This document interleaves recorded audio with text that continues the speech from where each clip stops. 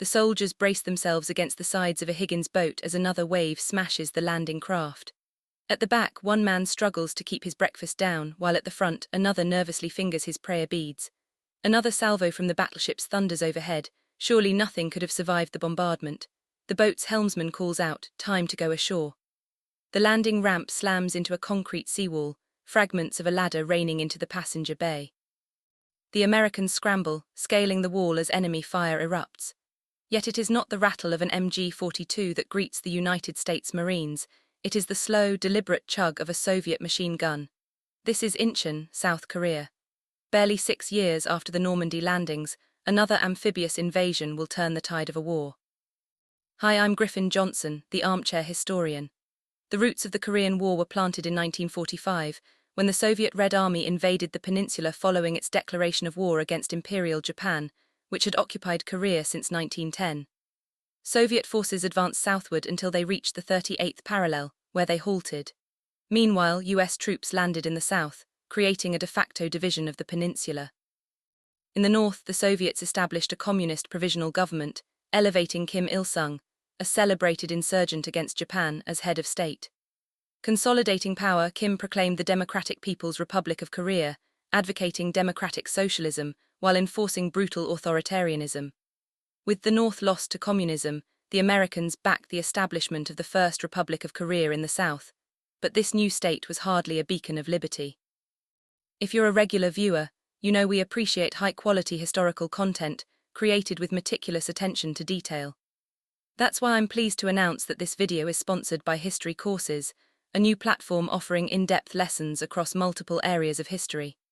Enjoy hours of curated content, interact with course creators through Q&A, and access transcripts and downloadable PDFs. Membership starts at just $5 a month, providing complete access to all content. Currently, the platform offers courses on early Roman history, Norman England, and the American Revolution, with new material added regularly. Support the historical community and explore history courses through the affiliate link below. South Korea's first experience with democracy was disappointing, bearing unsettling similarities to the DPRK. In the July 1948 elections, US-backed candidate Syngman Rhee won 92.6% of the vote, hardly a sign of a fair contest. Both Rhee in the south and Kim in the north dreamed of reunifying the peninsula under their own rule, making conflict inevitable. Rhee openly declared his intent to reconquer the north, and followed up with Soviet-style purges of ideological opponents, including the Cheju Uprising, which killed between 30,000 and 60,000 people. His authoritarian approach caused the US to limit support, viewing South Korea as a nominal democracy rather than a truly free state. Even if Rhee had pursued war, US military support would have been limited. By 1950, only one of the 10 US Army combat divisions, the 82nd Airborne, was considered ready. Most US forces had been evacuated in late 1949, leaving South Korea reliant solely on the Republic of Korea Army, ROK Army.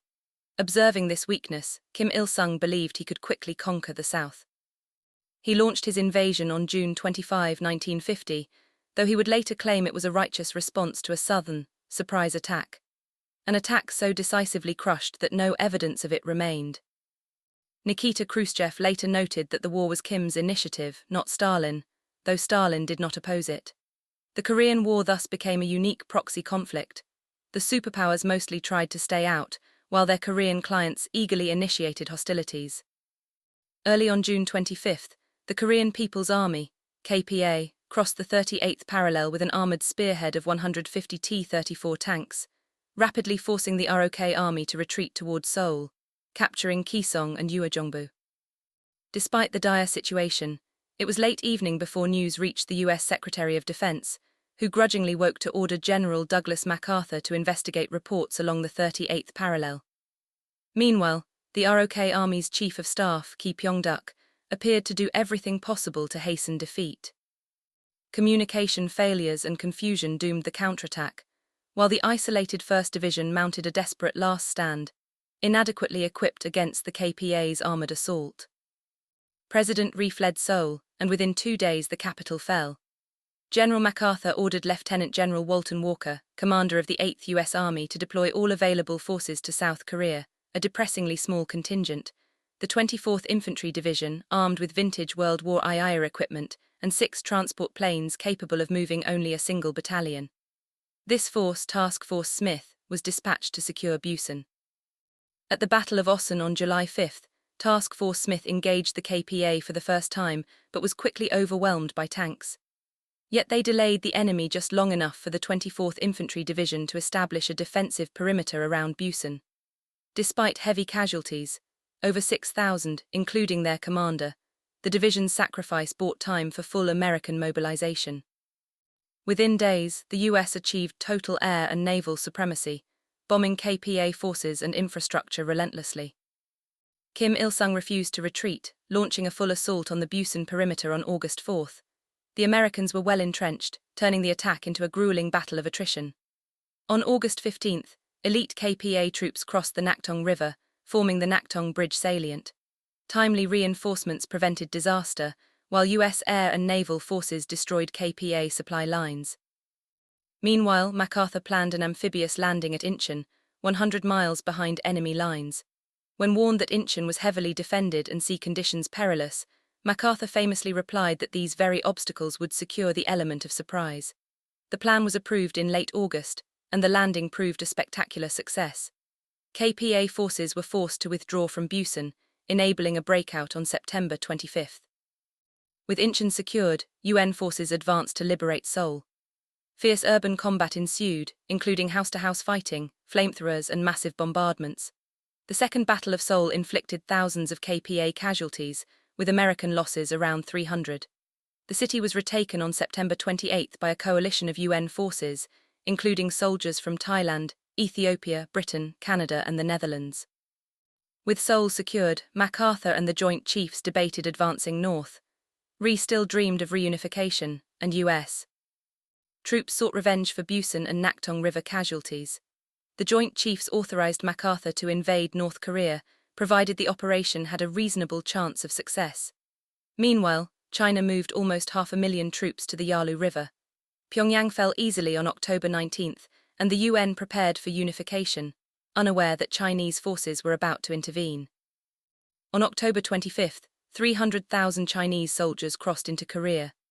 The first offensive at Unsan was a quick victory, but Chinese forces withdrew into the mountains. By November, harsh winter conditions set in, yet MacArthur pressed the offensive. The Changshan River battle on November 25 ended in disaster, with ROK forces destroyed and the US 8th Army routed. On November 27, 30,000 American troops were encircled at Chosun Reservoir by 120,000 Chinese soldiers, fighting 17 days before escaping to Hangnam. The UN coalition went on the defensive. Pyongyang was abandoned on December 5. 7 Chinese armies captured Seoul in January, only withdrawing after US air power disrupted supply lines. MacArthur insisted victory was possible and even pushed for nuclear strikes, prompting President Truman to relieve him and promote General Matthew B. Ridgway. Ridgway launched Operation Thunderbolt, pushing towards Seoul, followed by Operation Ripper, securing the city for the fourth and final time.